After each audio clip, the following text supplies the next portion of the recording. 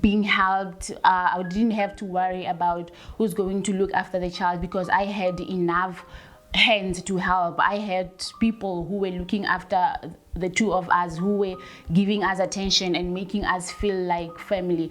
And we stayed with them for a few years up until one time that conflict arose and we were thrown out of the house in the middle of the night. My name is Tebogo Poshia Rambau. I'm 32 years old. I currently reside in Klerksdorp, but I'm originally from Hammanskraal. I lost all my family to death, my parents, my siblings, my grandparents, and my uncles. I had a twin sister who would have been named Ntebu, but she passed on while our mother was giving birth to us. My mother, 5 years later, she conceived again and it was confirmed to be a boy, but unfortunately she miscarried. None of my siblings lived beyond the womb. I was raised alone, and throughout my childhood, I was a lonely child because I had no one to play with. I lost my mother, I lost my father, I never knew my grandfathers, the two of them, my paternal and my maternal grandfather. I lost my two grandmothers. I lost my uncle. I lost my three uncles from my mother's side, and then I lost my aunt from my father's side, and then I lost also my three uncles from my father's side. So I'm currently left with one uncle from my father's side and one uncle from my mother's side. So that is what I call immediate family. So I don't have that. I only have my son. My father died when I was 17 years old, just after I passed my matric. He was the breadwinner, and after 5 months of being enrolled into varsity, he passed on. It became really hard for me to continue with my studies. I had to drop out a lot of times because of financial difficulties.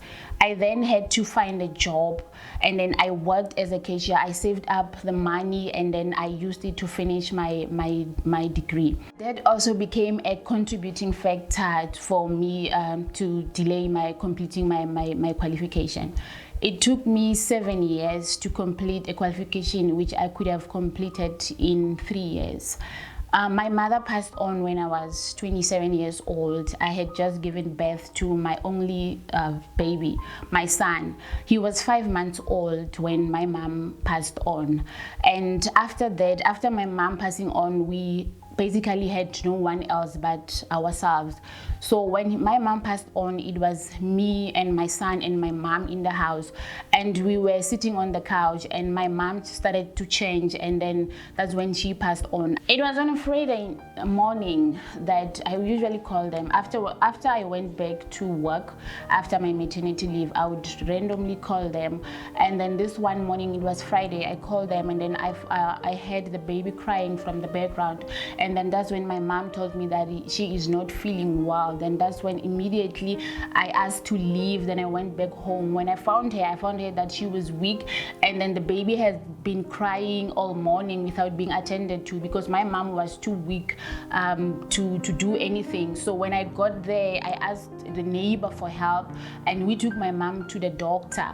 And then my mom, it was on a Friday, and then Saturday she got better, and then Sunday morning, that's when she passed on. So she wasn't really sick for a long time. It just happened like suddenly, just like that, and then she was gone. I witnessed everything. I witnessed what happens when a person dies. I witnessed my mom taking her last breath, and that became a traumatic event for me.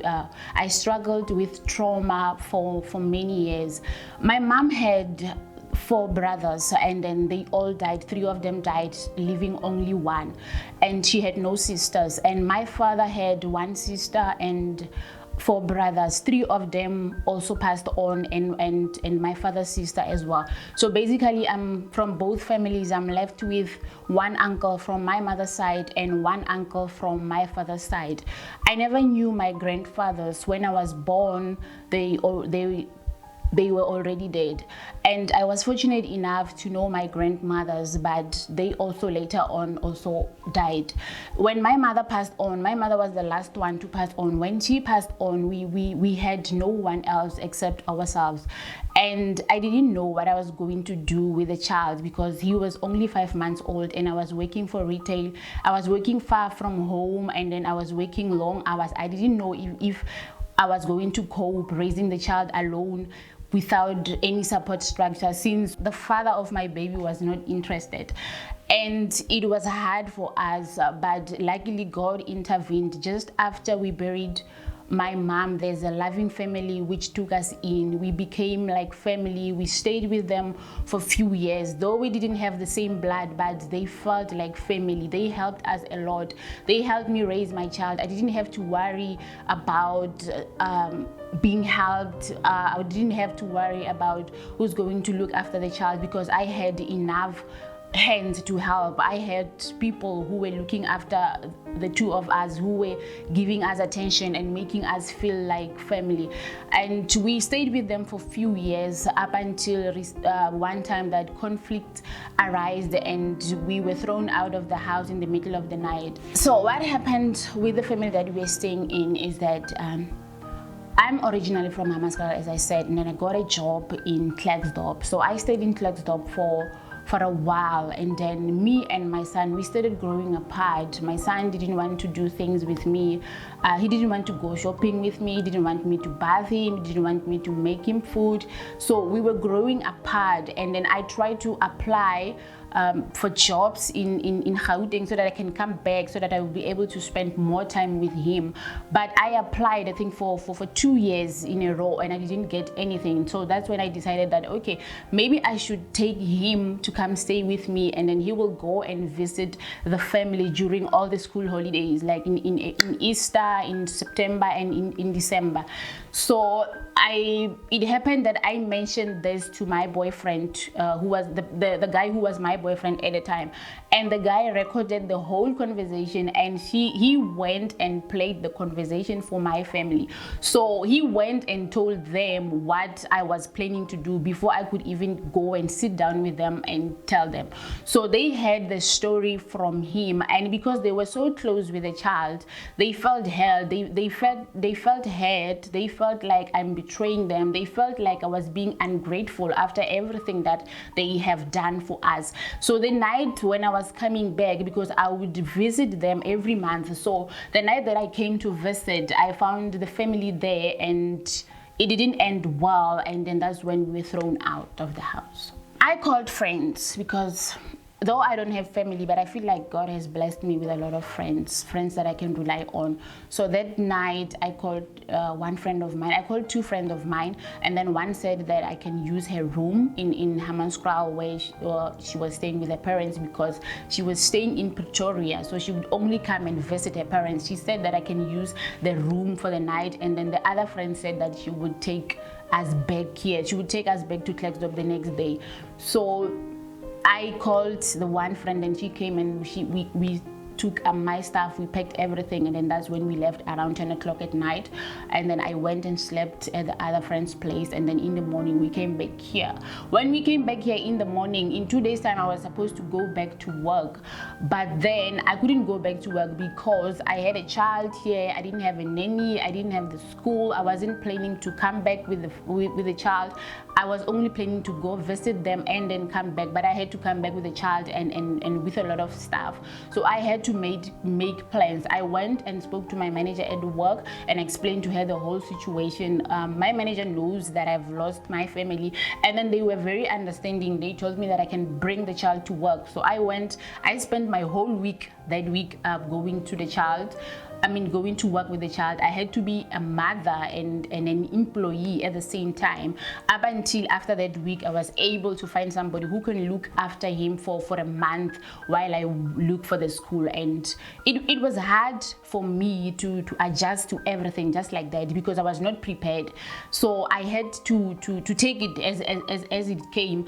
And my son also, it took a lot for him, because he had to adjust to the new environment that he's never been at before, new friends, new school, and he was very close with them. So for him also, he became difficult with me. We didn't like, it wasn't, I'm tempted to say that it was just like an easy ride or ride in a park, but it was not. It was very hard for us. And then the moment that they threw us out of the house, out of their house, it felt like I'm losing my family all over again, because with them, through them, I had a mother again, I had a father again, I had cousins again, I had grandparents again, I had uncles, I had everything. I was even family with their extended families. So them throwing us out, it was like I'm losing my family all over again. So it took time also for me. The moment, I mean, through that entire time I was depressed, but with God we overcame that.